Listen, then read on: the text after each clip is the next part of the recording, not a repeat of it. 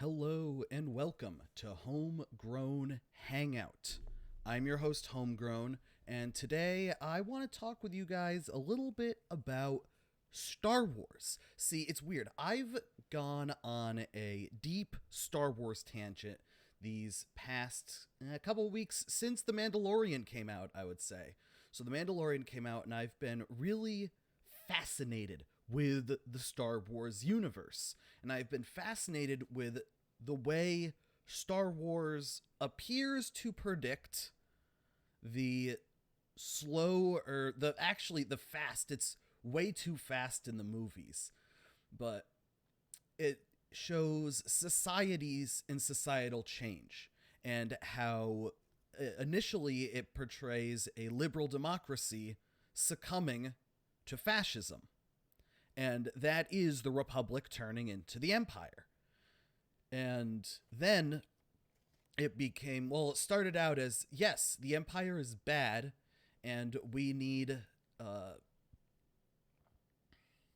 resistance, we need rebellion to stop the Empire.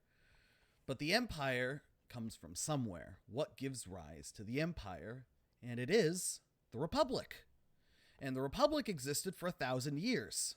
So it's really weird in Star Wars. The Republic exists for like 1,000 years immediately, and then bam, Star Wars starts at the very end, like the last decade. And then the Empire lasts for about 3 decades, and then disappears, then becomes the First Order, and then it all goes back and forth, back and forth. It's complete turmoil for like a while, and that's because it does. I really like the way it shows societies changing, and it shows a republic turning into the Empire and then the rebellion against the Empire. But its time scale is so accelerated. It is because it's one generation of people. There's Anakin, young Anakin in the end of the Republic. There is Darth Vader and Luke during the Empire. The Empire lasts as long as Luke was alive. Luke was born, like, I think, like right around the exact time of the birth of the Empire. Yeah, it's the same movie. But other than the accelerated aspect of it, I really enjoy the way it portrays that societal change. And so I watched Star Wars Episode 1, The Phantom Menace. And I intend to watch Episode 2, The Clone Wars, 3, Rebels, and then go from there. But I don't know. Maybe I might watch. It's Rebels is a lot, and that would be a lot of time if I'm going to watch all of Rebels. And I've heard the finale of Rebels coincides with Episode 3, so, and I've heard that there is some kind of cut where someone, I don't remember who, I saw a video of detailing all the cuts, and it was incredible. But some guy cut together the finale of Clone Wars with Revenge of the Sith. Oh, that's so cool. I really want to watch that whole thing. Apparently, if you message him, he'll send it to you. So, all right, let's start with episode 1. That was 4 minutes and 20 seconds, hell yeah, of me rambling before I actually start the content of the video. So it starts out with a dispute about rural taxation, because the whole shtick, or it's the Republic. The Republic is the society, and there's the core worlds, which are like the more urban worlds, and then there's the Outer Rim, which is essentially the more rural worlds. And it's a dispute. So the movie is about starts with a dispute about taxation to the mid-city, the middle-of-the-road city of Naboo, or the planet of Naboo. And the Trade Federation, this massive corporation, has completely blockaded the city of, or the planet of Naboo. I'm sorry, it's, whatever. But so the Trade Federation have completely blockaded this planet, and then the Chancellor sends 2 Jedis. So I've been trying to figure out what the Jedis are.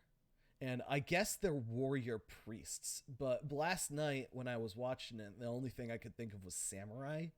But I don't know enough.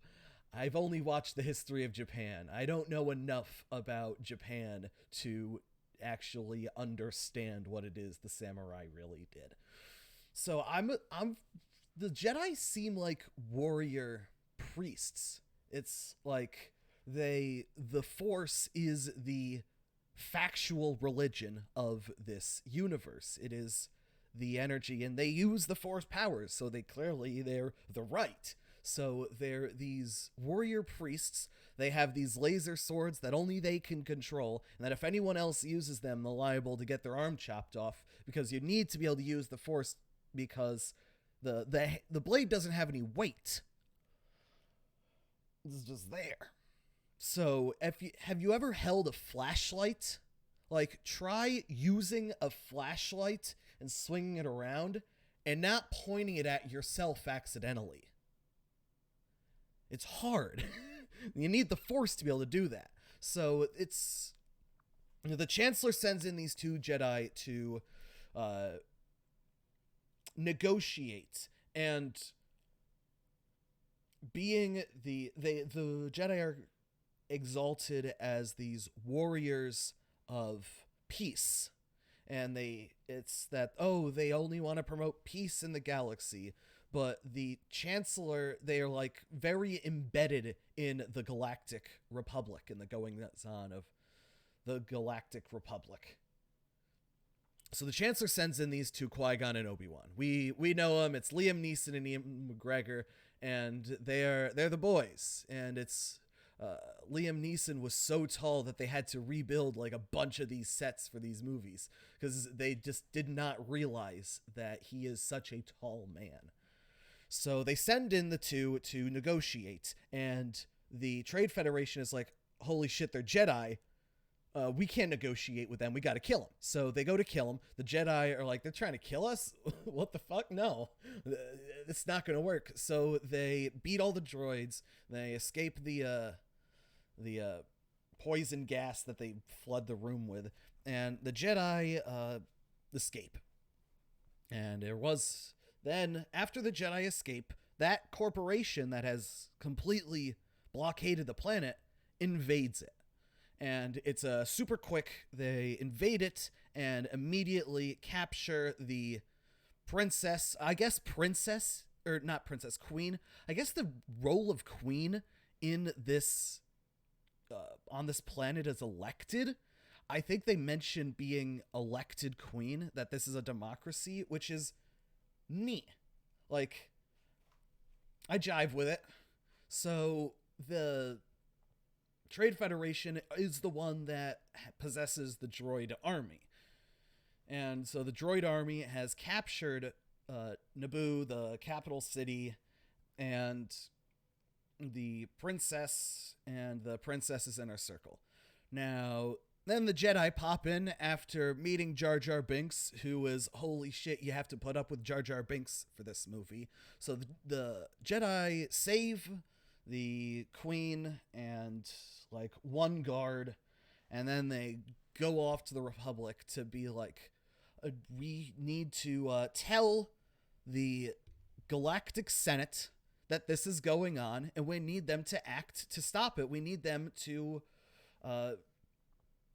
prevent the Trade Federation from doing what they're doing. And Palpatine says, just go and do it, and you'll be able to convince the Galactic Senate, of course. You just have to plead your case to them. And then they go, and then when they get there, This is leading. It's a lot of stuff that goes on in this movie. So they pick up Anakin, who is somehow the chosen one and a slave on Tatooine, and Obi-Wan wins him betting over a pod race, which is, or not Obi-Wan, Qui-Gon. And it's a lot of, oh, this is the Force, and we're using the Force to explain a series of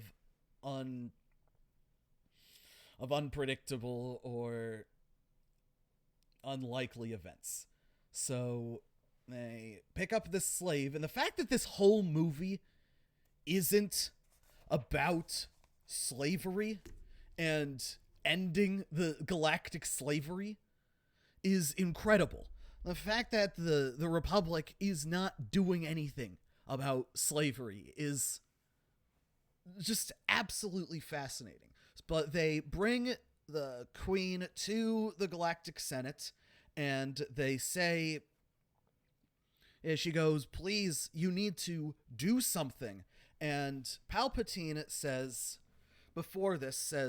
just tell him to do something, and if he doesn't, vote no confidence on the Chancellor. If he's unable to do what you need him to do, remove him. And kind of saying that if I were in charge, this wouldn't be happening. The Republic would be solving this problem immediately. So, that's how it happens. And she goes to the Senate.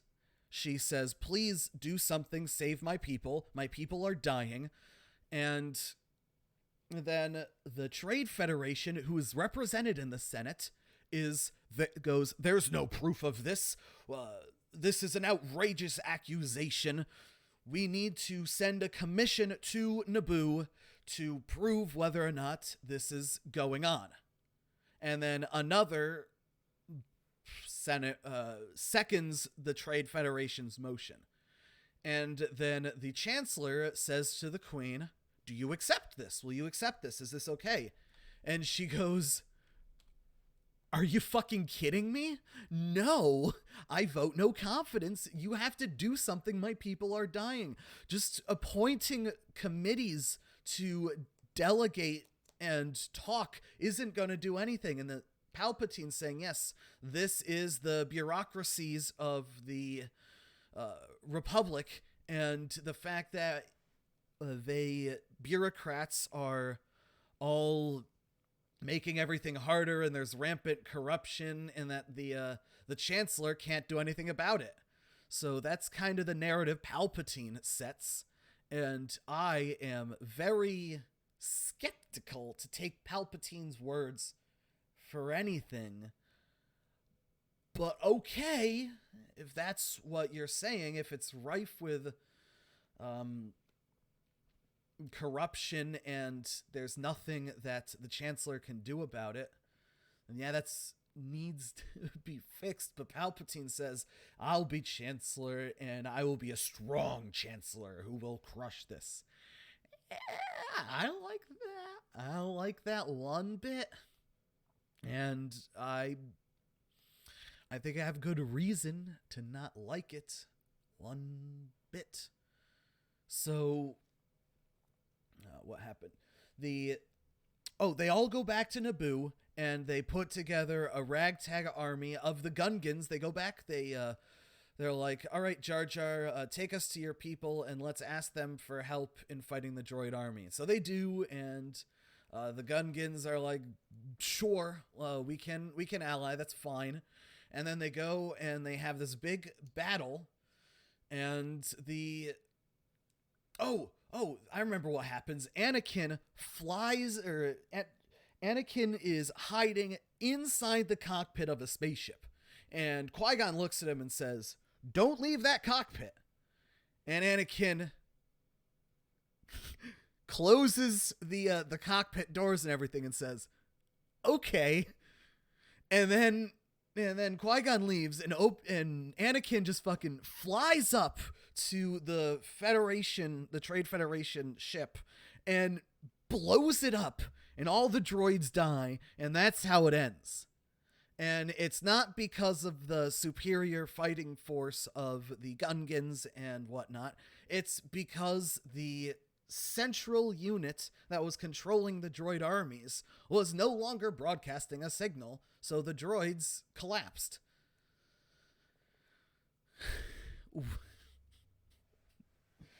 So they win. So they win the battle. Naboo has been liberated, and Sheev Palpatine, senator from Naboo, has been elected Chancellor of the Republic. And that is how the movie ends. And it's a really fascinating view of how Palpatine is able to completely manipulate the situation. Like, we see in the very beginning that it is Darth Sidious who is the one directing the Trade Federation and is telling the Trade Federation to invade Naboo. So Palpatine has orchestrated this entire thing. Palpatine got the Trade Federation to invade Naboo and create this crisis, this galactic crisis event that the Senate would be powerless to do anything to stop. And then also allowed for the good guys to still win the day, and he was able to get himself elected to the most powerful position in the universe out of it. He was like, oh, if there's a crisis on my home planet, that will provide enough sympathy votes to get people to vote for me to be Chancellor to go fix it, because I'll know how to fix it. And then it gets fixed by itself, and now Palpatine's in charge, and he is talking about a extremely powerful executive branch. So it's kind of showing step one of the descent into fascism, of the idea that having decentralized power is inefficient and that a strong centralized power is necessary, which I very much disagree with. That is not what I believe to be the case. But I do very much acknowledge the fact that that narrative is very easily, it's very easy to subscribe to. It's very easy to say, fuck it, people are naturally bad and you need a bad guy to put down the bad people.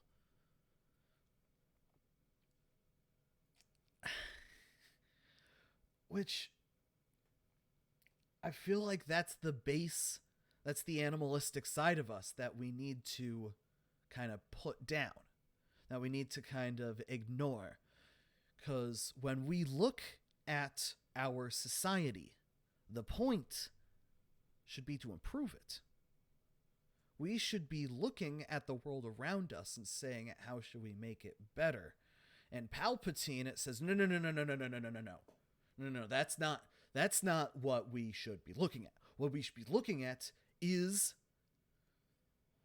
that the world around us is terrible and there's nothing we can do about it. Except there is something.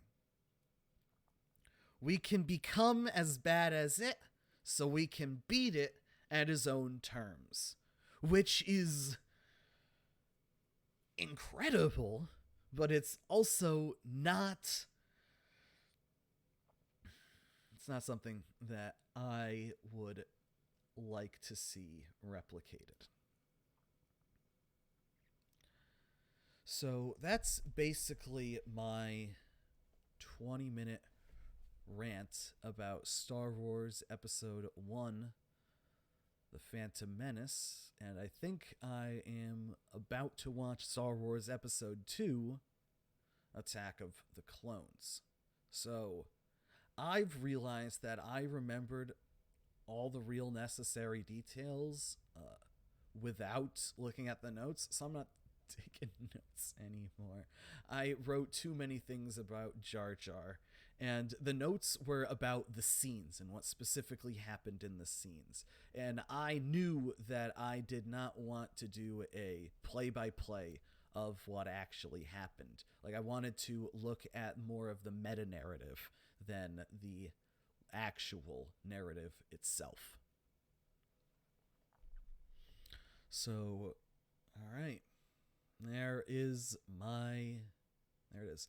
Thank you so much for watching. Please subscribe, hit the bell icon, do all the things that the other YouTubers tell you to do. I would really appreciate it.